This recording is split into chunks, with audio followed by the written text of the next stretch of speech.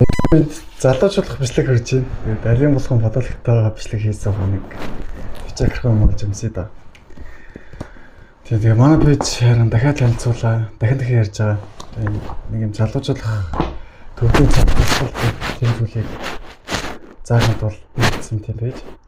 Тэмүүн шашны мэдлэг ер нь амьдралын утга учир, амьд байхын утга учирын тухай ярихаар нэгдсэн пэйж байхгүй юу?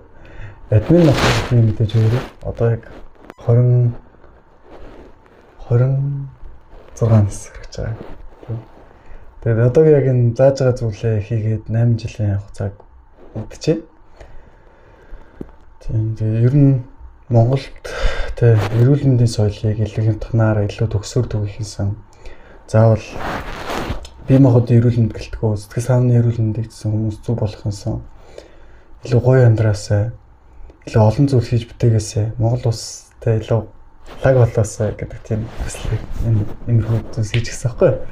Төрийн төлөө охтон боож өгнө гэдэг үг гэдэг шиг яг мэдээж яг юм одоогийн тийм залуу хүн нийгмийг бүтнээр өөрчилж чадахгүй, нийгмийг бүтнээр нь тэр удирдах эрх бүхий байр суурьнд ч юм уу маш олон танил талтай ч юм уу хүчрэг байж чадахгүй ч гэсэн голохгүйгээр хичээл зүтгэлээрээ дамжуулаад нэг ч гэсэн зөв дуу хоолой хөрөх гэсэн, нэг ч гэсэн зөв мэдлэгийг түгэх гэсэн сэтгэлээр одоогийн иймэрхүү зүйлсээ хийгээд явж идэг.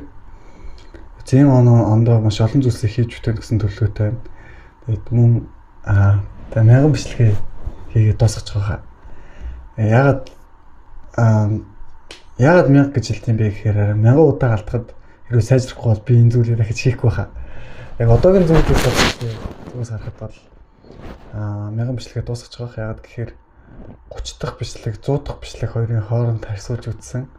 Одоо тэгээд 100 гарцаа явж байна. 200 дахь бичлэгэн дээр илүү сайжрах байх.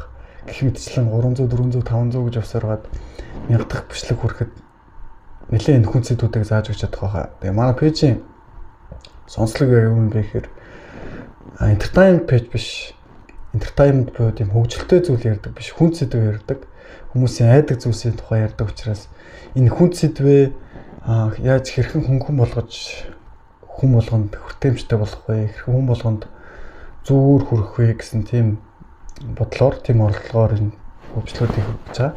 Та бүхэн маань энэ бичлэгийг үздэг явдалд нь талархъя.